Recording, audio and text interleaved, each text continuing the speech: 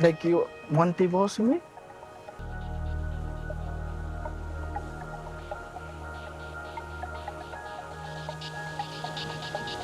Yes? Asuelu was probably thinking, dang, I should have done more at the strip club last night. Just kidding. In actuality, this man is hurt. Take your time, Asuelu. Kalani tells Asuelu she wants to get a divorce, and he has a visceral reaction. Plus, I will punch you in the face if you bring up my daughter. and Jovi almost gives Big Ed what a lot of y'all have said he's been needing. Somebody's getting whipping. Let's go. We'll talk about how it all went down and the heartbreaking aftermath. Just like was feeling bad about myself, and now he bring all these insecurities back because do I'm really that ugly? Not ugly, just like do I'm really that bad? Hey 90 Day Fans fam, it's Melicia. I hope you're doing well. Let's get into Kalani finding the courage to tell Asuelu it's over for good. Kalani come back to the resort yesterday morning, but I have not seen her since.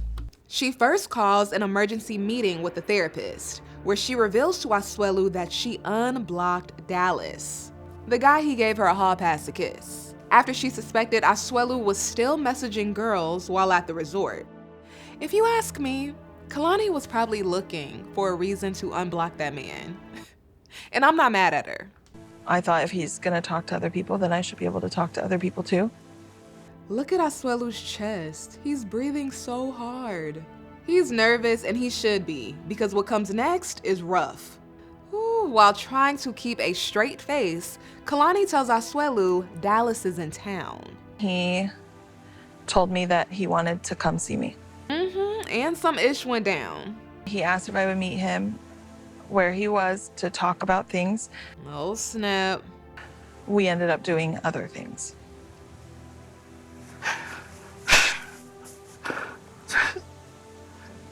Take some deep breaths. I wanted Kalani to look at him so bad.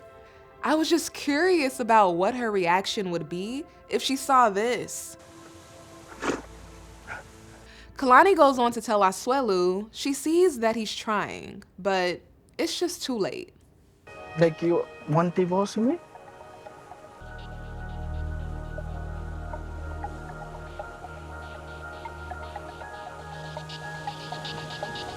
Yes?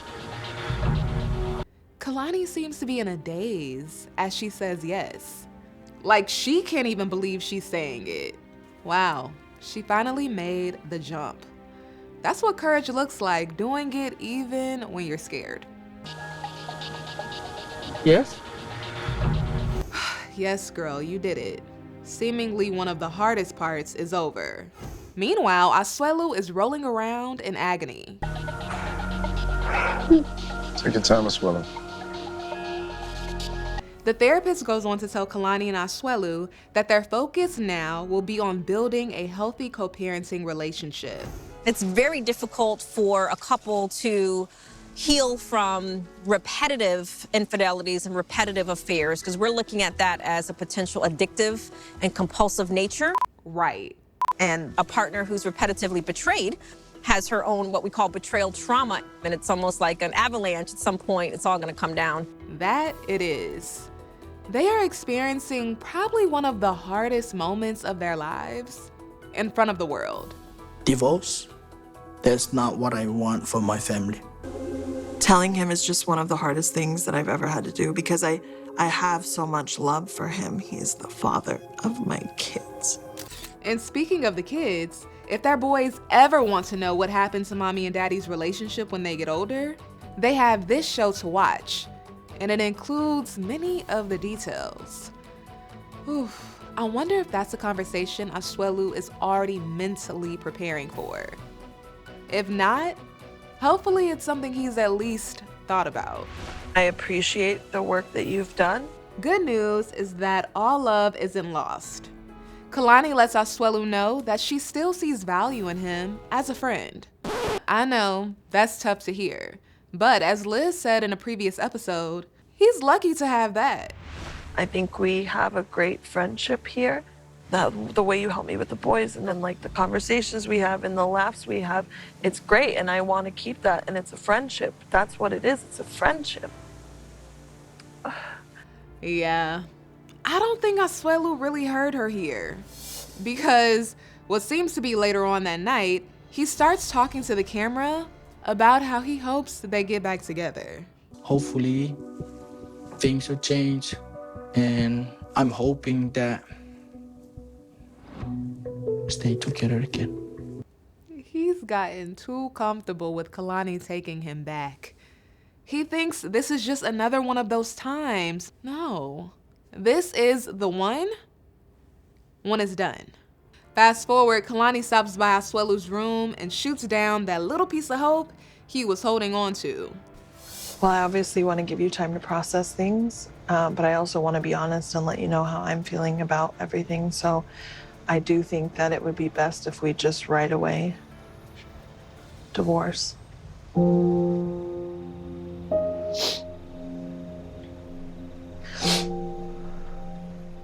The sooner we get divorced, the better for the kids. There's just nothing more that can be done. Like, I've given up. I just hope that he can deal with everything and move forward with all of us. Asuelu probably cried himself to sleep that night.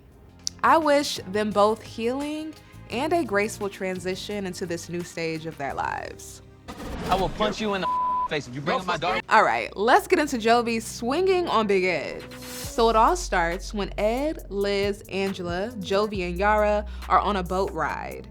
Yara's not really talking to Jovi because she's upset that he went to the strip club behind her back and took the guys with him. She's also just frustrated that he has a, quote, obsession with strippers. She doesn't understand.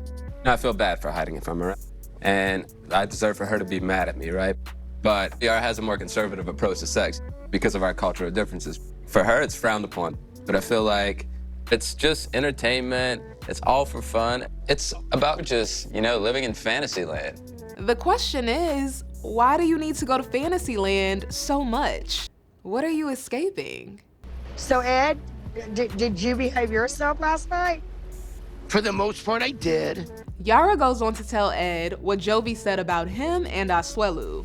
Jovi tell me that y'all don't behave, y'all touch everybody, and Jovi was the only one who was an angel innocence, and just y'all been bad. And I don't know if it was the guilt mixed with the alcohol or something else. But Jovi shocks everyone when he snaps at her. Michael wants to tell Jovi something. You get mad on Michael, and he wasn't good, He was trying to hide it from me that they go into the Wait, say again what you said? Yara, shut up. She wasn't even saying anything when he said that. Trying to hide it from me that they go into the Wait, say again what you said? Yara, shut up. He embarrassed her. Now she's put in a position where she has to defend herself in a classy way on TV. As the Real Housewives franchise proves, that's not always easy. I still know how to get hood. If you're gonna talk to me like that, you're gonna go and marry to some stripper, okay? Because if they accept that conversation, I don't accept, okay? Then comes Big Ed, doing what Big Ed does. Can you ask Jovi who he was texting last night? Oh my gosh. Jovi can't believe Ed just said that. Who were you texting last night? Why does Ed choose to be this person? Who wants to be the snitch? Better yet, the tattletale, because it just feels so elementary. Oh my You've God. been Wait. Some stripper in Jamaica. Are you serious? What? Now, come on, this ain't funny. Now, I thought this was the moment that Jovi was going to get up and swing on Big Ed, who I will say is probably a reality TV producer's dream. He gets excited to stir the pot. Look at the smile on his face here. Please look at me and tell me who you text. Which stripper in Jamaica? No stripper The in stripper Jamaica. who you traveled to Jamaica? The one he traveled with. Ed! He sounds like he's giving a police report. The stripper who you traveled to Jamaica?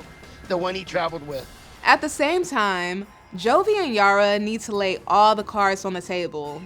and confront this issue about the strippers. So, in a weird and annoying way, Ed might be helping them. I just said, hey, do you live in Key West? And what club do you work at? And that's it. Why you need to know? You literally been in that chicken vacation. I was looking. I know you was liking her. Why would you text her? My gosh, why would you do that? Why would you do that?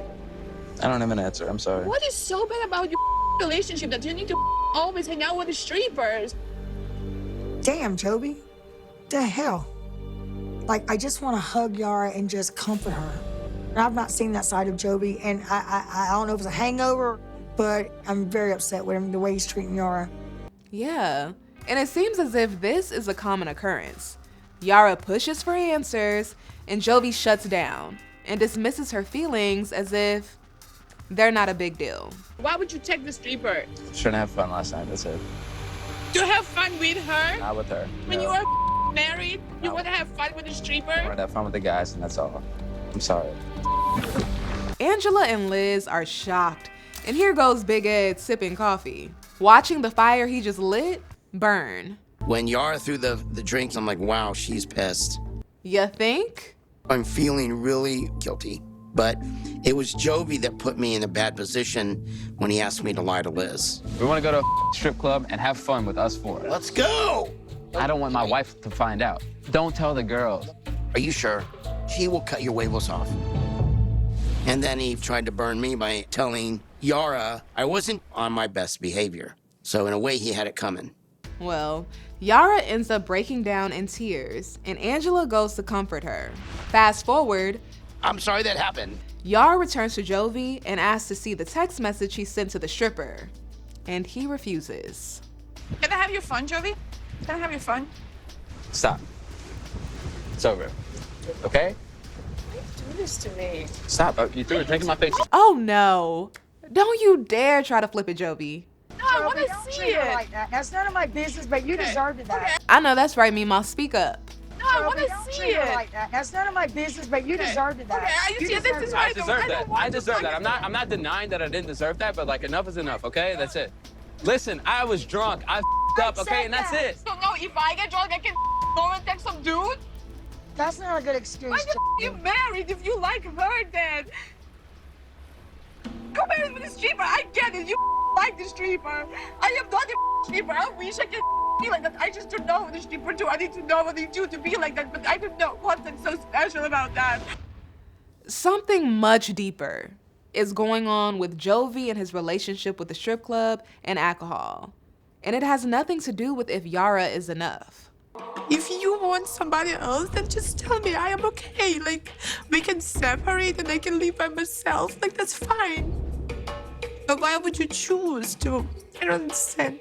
The season is almost over, so I don't know if it's gonna come up, but I would love to hear them talk about this with a therapist. I feel like this should have been a conversation from the beginning. Forget Yara sneaking to take birth control. Yeah, she should have told him, but now we see why. She doesn't want to have another kid right now with him.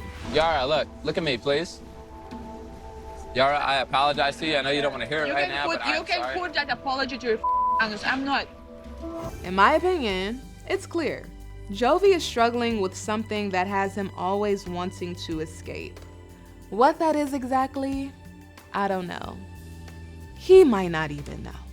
I feel like Ed's just trying to put me in a worse situation than I'm already in. All right, let's get into the moment you've been waiting for. I'm not mad at you. I just feel like it was unnecessary. That's it. Oh, really? It's unnecessary to put between them to bring him to the strip club so she gets mad. Why don't you explain to your daughter where you were?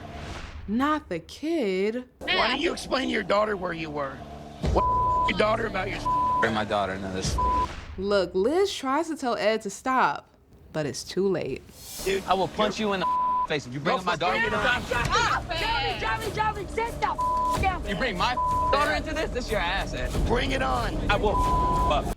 Big Ed must have a guardian angel or something on his side, because he always gets away without getting punched or smacked in the face when he's loose at the mouth.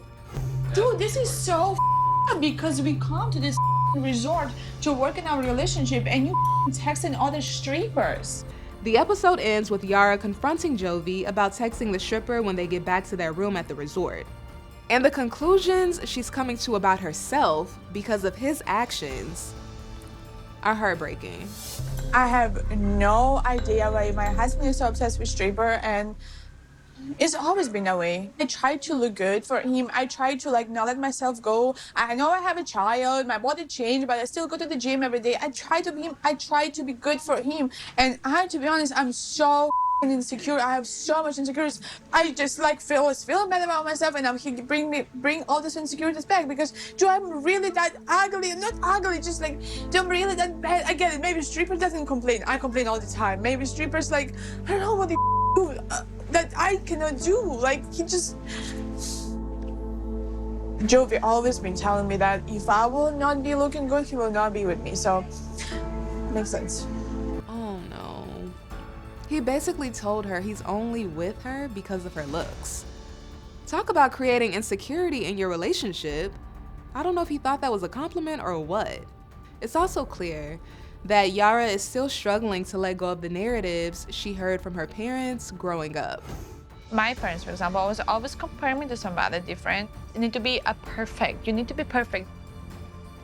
Growing up, my mom, for example, taught me that my nose wasn't so good, or they tell me that I'm chunky or something like that.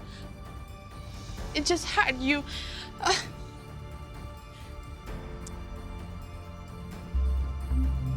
But then I grew up and still thinking sometimes if I gain 2 extra pounds that I'm chunky. That's just something I cannot freaking cut off.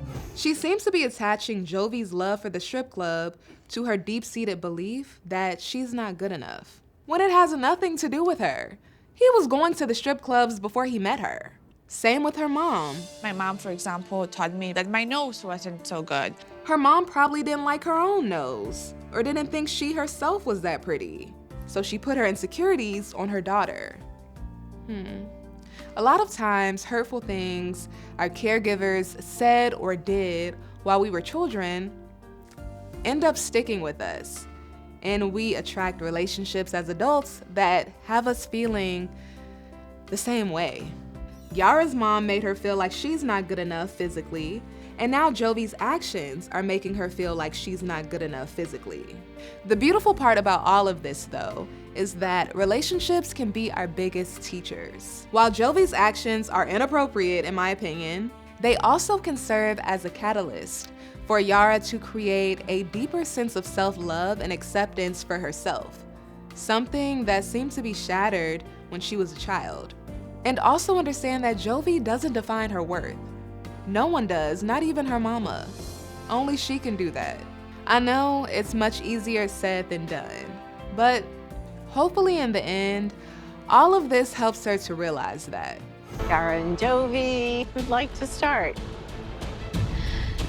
So, I don't want to talk about it. All right, next week, the couples have their last group therapy session, and then the commitment ceremony, where they decide if they want to stay together or call it quits. So we made it to the end of our retreat, and each and every single one of you has taken a journey to be here. And now it is time to decide, are you ready to rededicate? If we can't recommit to each other, I'm gonna lose her. I think she's done. I'm worried. After this boat ride fiasco, I don't really know what's the state of my marriage. It's tough. My mind's all over the place right now. All right, 90 Day Fans fam, make sure you stick with ET because we are covering it all. I will see you next time.